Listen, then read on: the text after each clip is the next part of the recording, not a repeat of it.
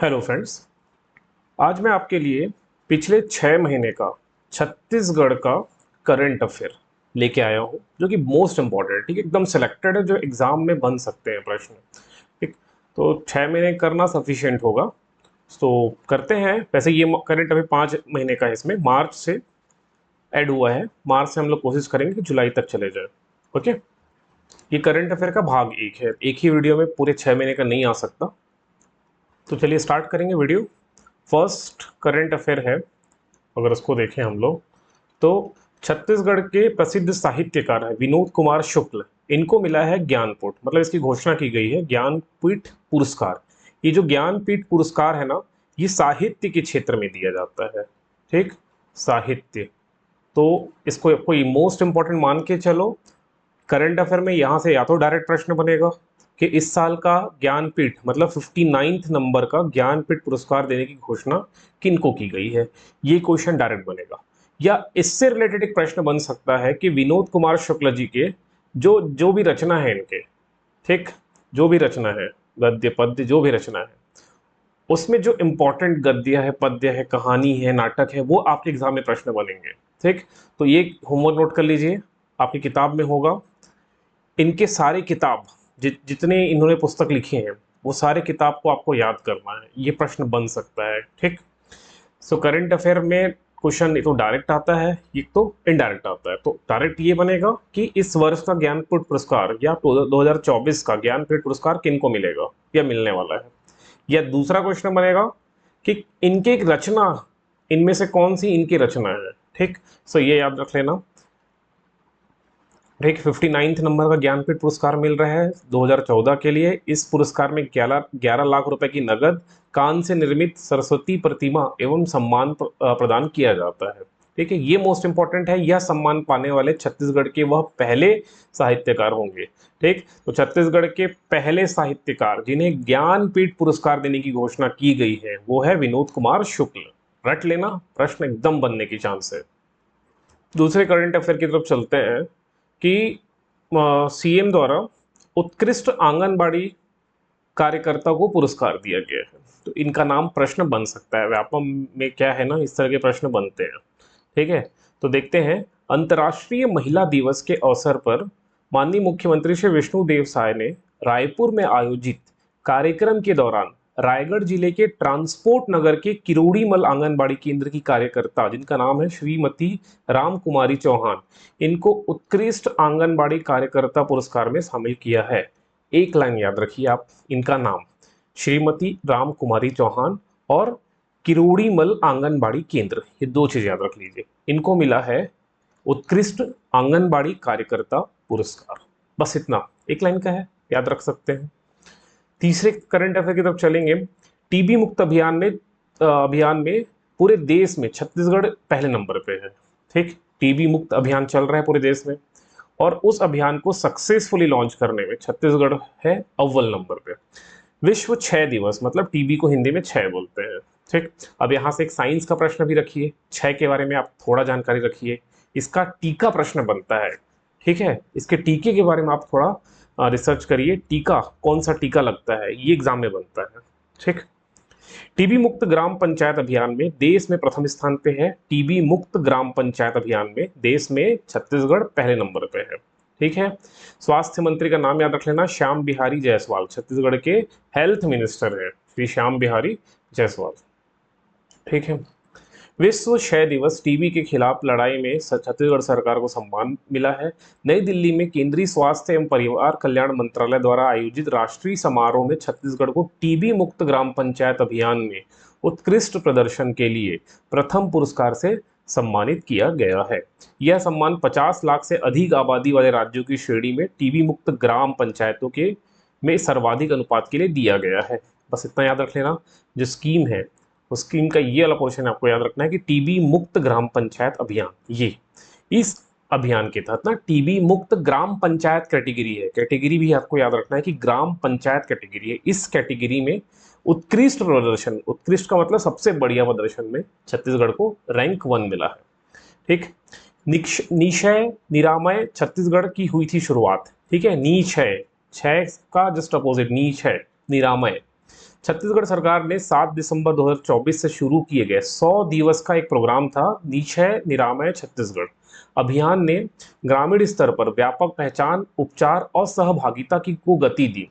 इस अभियान में सभी वर्गों, उद्योगों, कॉरपोरेट्स, एनजीओ व आम जनता से टीबी मरीजों को गोद लेने की अपील की गई थी। इस अपील के बाद प्रदेश में निक्षय मित्रों की संख्या बढ़कर 13,422 हो गई है। इतना काम का नहीं है। आप ये चीज याद रखना, ये एग्जाम में प्रश्न बन सकता है कि टीबी मुक्त अभियान में देश में छत्तीसगढ़ की रैंकिंग क्या है। पहला पहला ये, और दूसरा किस कैटेगरी, तो ग्राम पंचायत अभियान वाला कैटेगरी में। फिर एक चौथा एक मंदिर है जो कि अभी चर्चे में था, वो है घाघरा मंदिर, जो कि एमसीबी जिले में है, मनिनगढ़, चिरमिरी, भरतपुर, इस जिले में। ठीक है, ये करंट में था। यह मंदिर मनिनगढ़ से लगभग 130 किलोमीटर दूर जनकपुर के पास घाघरा गांव में है। यह मंदिर अपनी अनूठी निर्माण शैली के लिए प्रसिद्ध है, जिसमें पत्थरों को जोड़ने के लिए किसी भी प्रकार की गारा, मिट्टी, चूना या अन्य सामग्री का उपयोग नहीं किया गया है। अगर आप इसको देखोगे तो इस मंदिर को जोड़ने के लिए किसी तरह का ना सीमेंट का यूज हुआ है, तो सीमेंट तो प्राचीन काल में थे नहीं, तो मिट्टी का भी उपयोग नहीं किया है ना। पहले जमाने में चूने का प्रयोग किया जाता था, चूने का भी प्रयोग नहीं किया गया है। तो एक विशेष प्रकार से बनाया गया है, इसलिए चर्चे में है। अब जो मंदिर या जो कोई स्पेशल एरिया करंट अफेयर या न्यूज में आ गया, तो आपके एग्जाम में बनने की चांसेस काफी बढ़ जाती है। ठीक है, तो एक मंदिर का नाम याद रखिए। कौन सी जिला, जनरली जिला पूछा जा रहा है ना। तो छत्तीसगढ़ के भरतपुर बहुल वनांचल क्षेत्र में स्थित है घाघरा शिव मंदिर। ओके, एक शिव मंदिर है, ये भी याद रख लीजिए। ठीक है, यह मंदिर महाभारत काल से जुड़ा हुआ और पांडवों के वनवास के दौरान उनकी तप स्थली रहा है। ठीक, सो इतना याद रख लीजिए, काम चल जाएगा। मेन इंपॉर्टेंट ये है कि ये घाघरा मंदिर कौन से जिले में है, शिव मंदिर है, ये भी एक आपको याद रखना है। ओके, देखते हैं अगला करंट अफेयर। फिर छत्तीसगढ़ राजभाषा आयोग के 2 दिवसीय 8वें प्रांतीय सम्मेलन 2025 का उद्घाटन माननीय मुख्यमंत्री द्वारा किया गया है। तो ये भी इंपॉर्टेंट करंट अफेयर बन जाएगा कि आयोग के 8वें प्रांतीय सम्मेलन, ठीक, आयोग के 8वें प्रांतीय सम्मेलन के अध्यक्ष कौन थे, तो रामेश्वर वैष्णव थे। इनका नाम याद रखे रहना, ये मोस्ट इंपॉर्टेंट है।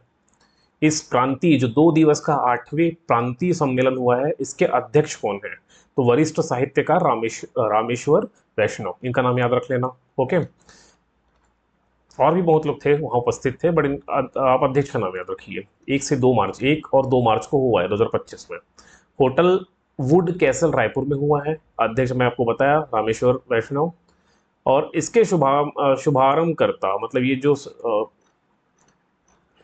ये जो आयोग का बैठक हुआ है, इस बैठक को या इस सम्मेलन को शुभारंभ किन के द्वारा किया गया, तो माननीय सीएम के द्वारा। ठीक है, मुख्यमंत्री के द्वारा इनको किया गया है, आपको याद रखना है। उद्देश्य तो यही है, हमारी जो छत्तीसगढ़ी भाषा है उसको 8वीं अनुसूची में शामिल करना। तो यहाँ से आप एक पॉलिटी का क्वेश्चन भी याद रखिए कि 8वीं अनुसूची में कौन कौन सी भाषा है, इसका लिस्ट तैयार करके रखो। एग्जाम में बनना है प्रश्न, ठीक है, ये एग्जाम में प्रश्न बन चुका है। ठीक है, उर्दू एक बार पीएससी में भी प्रश्न बना है, सीजीपीएससी प्रीलिम्स में। 4 ऑप्शन थे, हिंदी, संस्कृत, उर्दू, अंग्रेजी, इनमें से कौन 8वीं अनुसूची में नहीं है। ठीक, तो पता है आंसर तो मुझे कमेंट करके बताना। तो ये प्रश्न बनते हैं, ठीक है, नोट करते चलिए। अब इस अवसर पर सीएम द्वारा छत्तीसगढ़ी भाषा की 11 पुस्तकों का विमोचन भी किया गया है। तो पुस्तक साहित्यकार का नाम है और उनकी पुस्तक का नाम, जैसे देवचरण धुरी के किताब का नाम है देवचरण के कहमू करी। डॉक्टर दीनदयाल साहू की किताब है भागमानी, ये छत्तीसगढ़ी उपन्यास है। तो इस तरह से टोटल 11 पुस्तकों का भी विमोचन किया गया है। अब ये कहीं ना कहीं इंपॉर्टेंट तो है, एक दिन में एक बार में याद नहीं होगा, लेकिन आप इसका एक स्क्रीनशॉट लीजिए और इसको रट्टा मारिए। ठीक है, ज़्यादा नहीं है, कनेक्ट करना चालू करिए। मिनेश कुमार साहू के गंगा बारू है। ठीक है, तो मिनेश को कनेक्ट कर लो गंगा से, तो एग्जाम में 4 ऑप्शन तो रहेगा, आप टिक मारोगे, है ना। राजकुमार चौधरी छतनार, तो जो राजा होते थे, राजा, वो छाता लेके चलते थे, इस तरह से ट्रिक बना बना के चलो। ठीक है, कन्हैया, कन्हैया आठे कन्हैया, भगवान को क्या लगता है, बहुत सारे भाजी या सब्जियों का भोग लगता है, तो 36 भाजी, कितने प्रकार के भाजी का, 36 प्रकार के भाजी को कन्हैया जी को भोग लगा रहे हैं। इस तरह से आप ट्रिक बनाइए। ठीक, और बाकी ट्रिक तो बना ही लोगे आप लोग, है ना। इस तरह से ट्रिक बना बना के क्या करो, याद करने का प्रयास करिए, तो याद हो जाएगा, ऐसा नहीं कि याद नहीं होगा। आगे देखो, छत्तीसगढ़ शासन ने 2027 तक हाथी पाँव, जिसको बीमारी का नाम है फाइलेरिया, तो अगला आपके लिए एक होमवर्क हो जाएगा, फाइलेरिया कॉजेस पता करना है, किस कारण से फैलता है। ठीक है, बैक्टीरियल है, फंगल है, वायरल है, ये पता करो।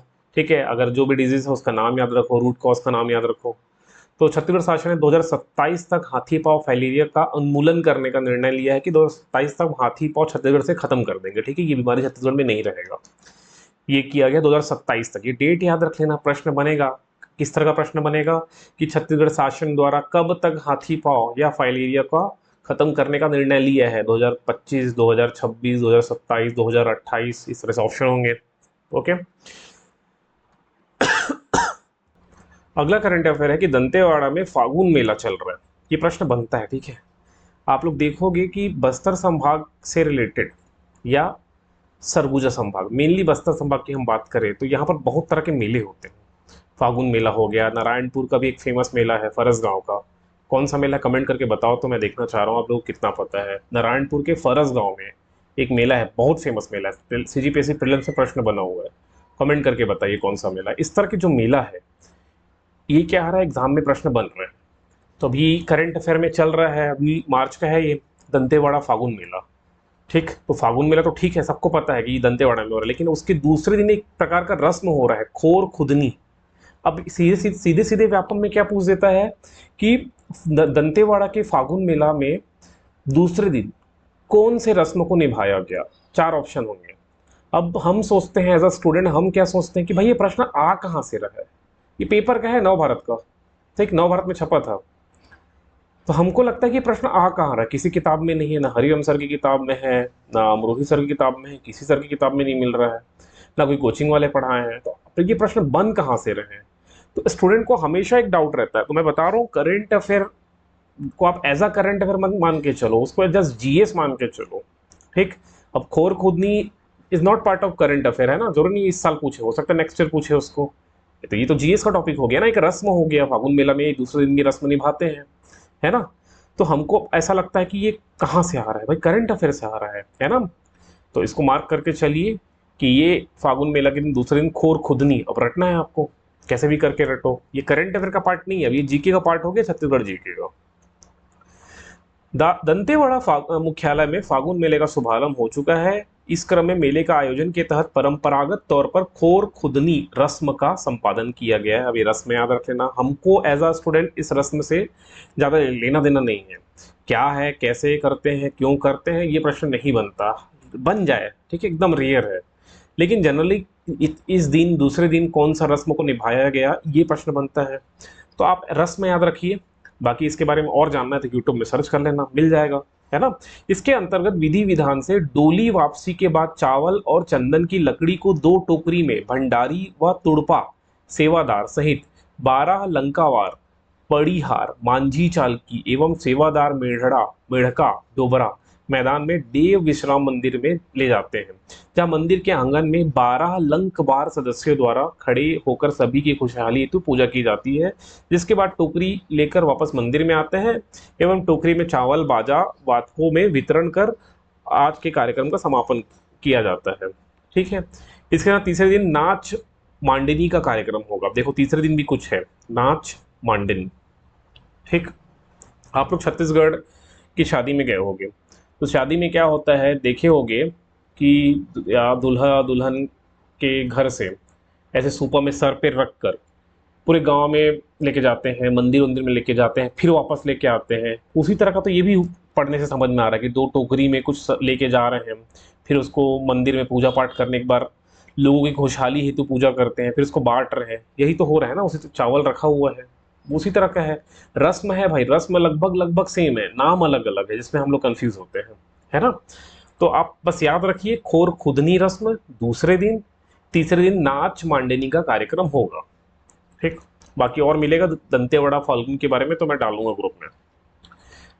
अब ये मोस्ट इंपॉर्टेंट हो गया कि international master league T20 India masters ने जीता खिताब। ठीक, भारत के कैप्टन रहे हैं सचिन। टोटल 6 टीम थे, छत्तीसगढ़ के रायपुर में आयोजन हुआ है, रायपुर के स्टेडियम का नाम कमेंट करके बताओ मेरे को। रायपुर में एक, पूरे छत्तीसगढ़ में एक ही इंटरनेशनल क्रिकेट स्टेडियम है, उसका नाम बताइए मुझे। नवा रायपुर में है, सबको पता होना चाहिए। ठीक, मोस्ट इंपॉर्टेंट क्वेश्चन है, बताइए मुझे कमेंट करके, मैं वेट करता हूँ। इस टीम को में टोटल 6 टीम थे।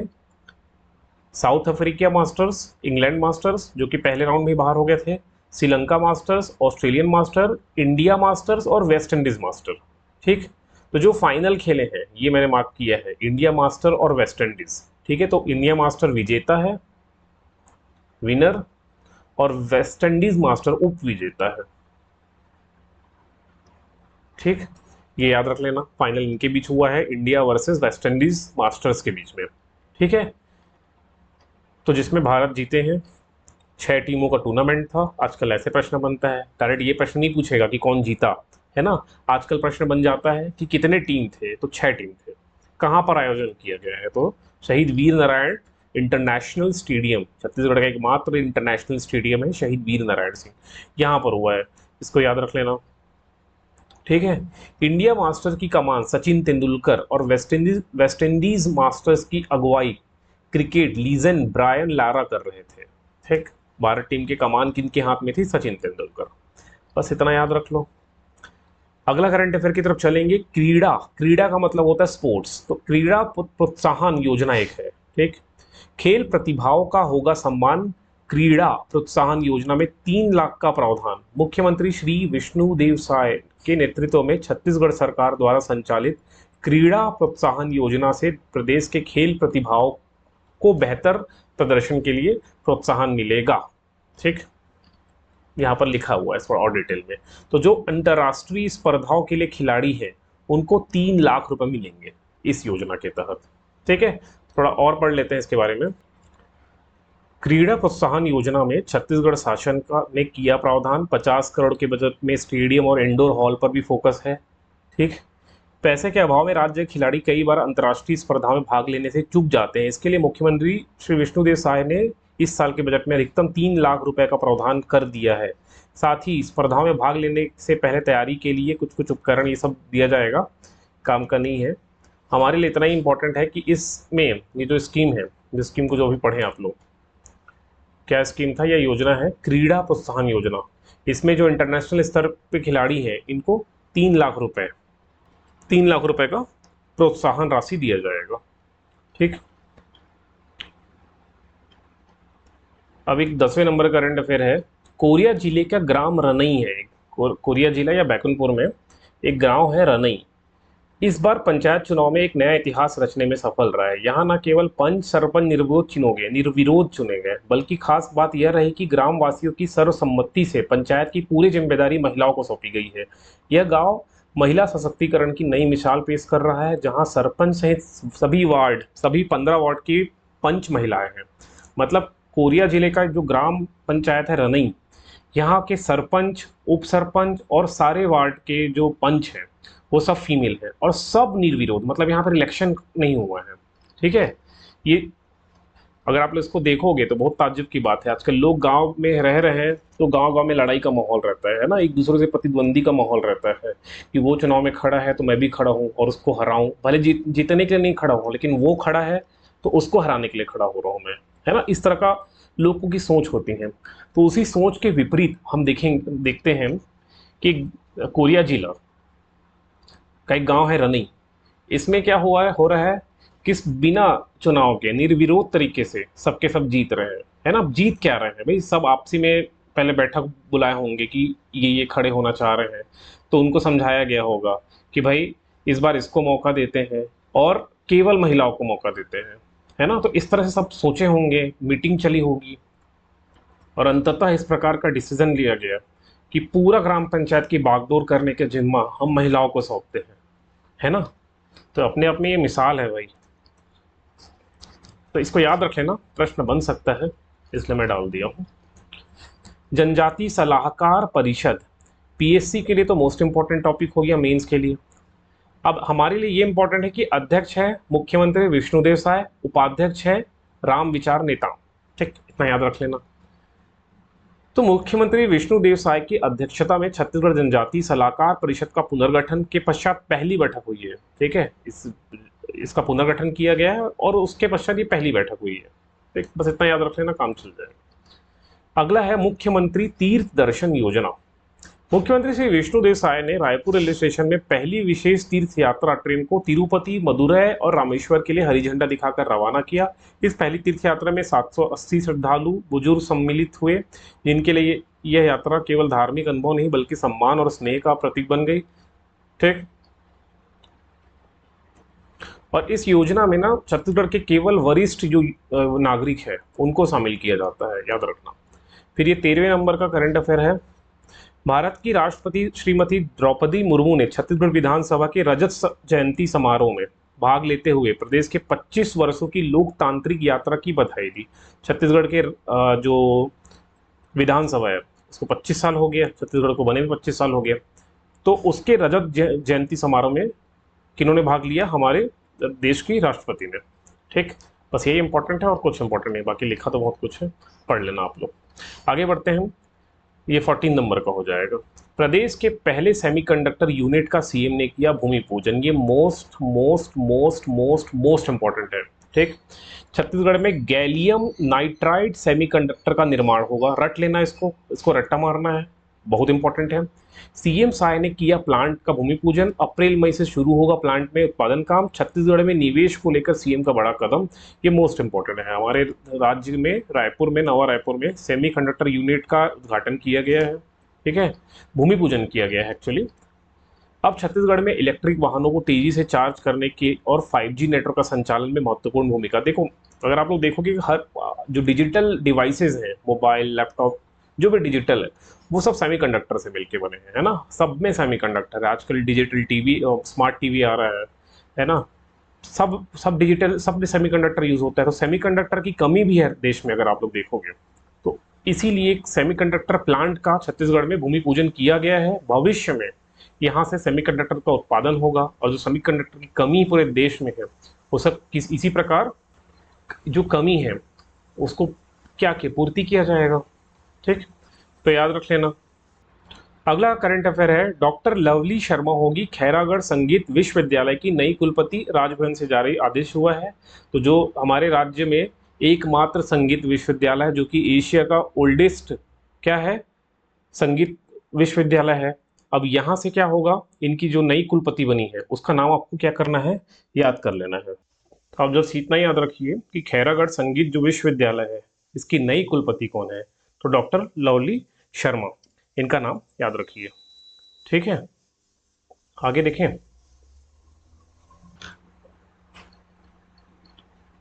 प्रधानमंत्री फसल बीमा योजना में राष्ट्रीय पुरस्कार से सम्मानित हुआ है छत्तीसगढ़। तो ये भी एक राष्ट्रीय सम्मान है, तो याद रखिए। प्रधानमंत्री फसल बीमा योजना के शानदार प्रभावी क्रियान्वयन के लिए, एग्जीक्यूशन के लिए कृषि एवं किसान कल्याण मंत्रालय भारत सरकार द्वारा आयोजित राष्ट्रीय समीक्षा बैठक के दौरान छत्तीसगढ़ को देश के बड़े राज्यों की श्रेणी में सेकंड बेस्ट परफॉर्मिंग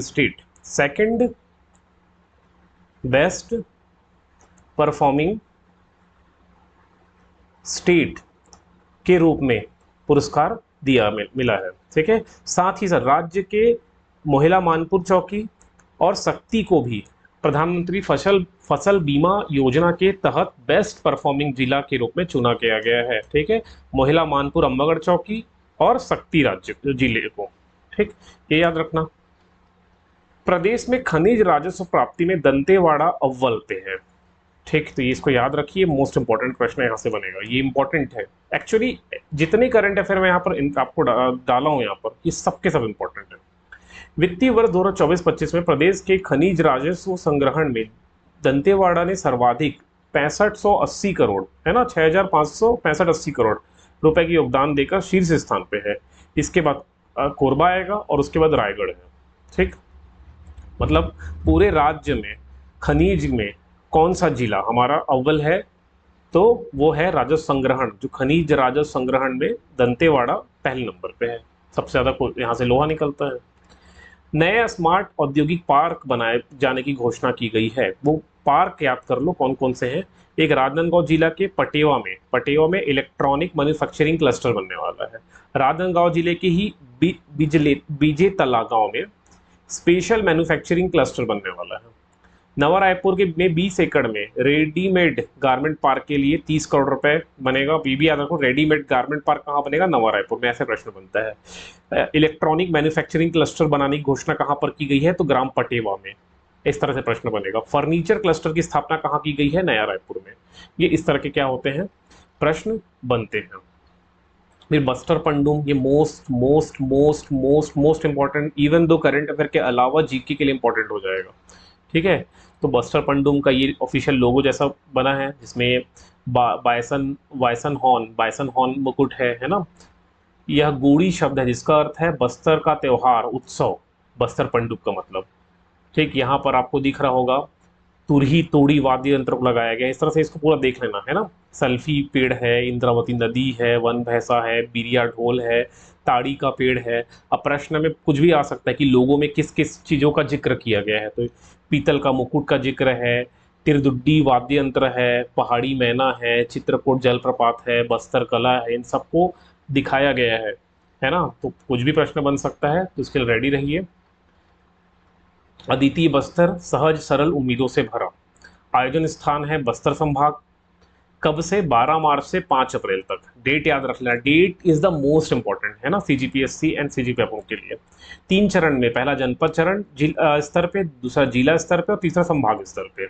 7 विधा में है। जनजातीय नृत्य है, गीत है, नाट्य, वाद्य यंत्र, वेशभूषा, आभूषण, शिल्प, चित्रकला एवं व्यंजन पे टोटल कितने क्षेत्रों में अगर आप देखोगे 7 विधा में इस बस्तर पंडुम में आयोजन किया गया। बस्तर की सांस्कृतिक विरासत को पुनर्जीवित कर इसे देश और वैश्विक पटल पर रखने के लिए 3 दिवसीय बस्तर पंडुम 2025 का आयोजन किया गया। ओके, ये मेंस के लिए हो जाएगा, उद्देश्य के लिए। जनपद स्तर पे ये डेट है 12 से 20 मार्च, जिला स्तर पे 21 से 23 मार्च और संभाग स्तर पे, संभाग में कहाँ पर हुआ है? दंतेवाड़ा में, 2 से 5 अप्रैल तक इसको मनाया गया। इसको याद रख लेना, ये डेट वेट याद रख लेना, इंपॉर्टेंट है। अब नया रायपुर में राष्ट्रीय तीरंदाजी अकादमी खोला जाएगा, इसकी घोषणा की गई है। तीर अंदाजी के लिए या तीर चलाने के लिए एक एकेडमी का क्या किया जाएगा? स्थापना होने जा रही लिखा है, तो इसका होने जा रही है मतलब ये हो सकता है हो भी गया हो या अभी भी प्रक्रियाधीन हो। ठीक, याद रख लेना। सिर्फ सीधे सीधे प्रश्न क्या बनेगा कि नया कहाँ पर राष्ट्रीय तीरंदाजी अकादमी खोले जाने की घोषणा हुई है, या प्रक्रियाधीन है, या खुल चुका है? नया रायपुर, बिलासपुर, दुर्ग, इस तरह से ऑप्शन रहेंगे। अगला है छत्तीसगढ़ जीएसटी राजस्व वृद्धि दर में अग्रणी राज्य है। जिस GST goods and service tax राजस्व जो है उसके वृद्धि दर में अग्रणी राज्य है, छत्तीसगढ़ पहले नंबर पे है। ठीक है, वित्तीय वर्ष 2024-25 में 16,390 करोड़ का जीएसटी कलेक्शन किया गया है। सोचो, सिर्फ छत्तीसगढ़ से हम लोग इतना जीएसटी पे कर रहे हैं मतलब। ताजा जानकारी में दर्ज 18% की ऐतिहासिक वृद्धि हुई है। ठीक है, अब अगला है जिला सहकारी बैंक रायपुर सर्वाधिक लाभ अर्जित करने वाला बैंक है। जिला सहकारी केंद्रीय बैंक रायपुर प्रदेश में सर्वाधिक लाभ अर्जित करने वाला बैंक बन गया है। इसको नाम याद रख लेना बस, दैट इज ओनली इंपॉर्टेंट। अब ये मोस्ट इंपॉर्टेंट है, खरसिया परमल कसा रेल लाइन। अब यहाँ से प्रश्न जरूरी नहीं कि आज इसी एग्जाम में बने, ये अगले 6 महीने तक बनेगा प्रश्न, यहाँ से अगले साल भर प्रश्न बनेगा यहाँ से। छत्तीसगढ़ की नई धमनी बनेगी खरसिया परमल कसा, 5वीं 6वीं रेल लाइन।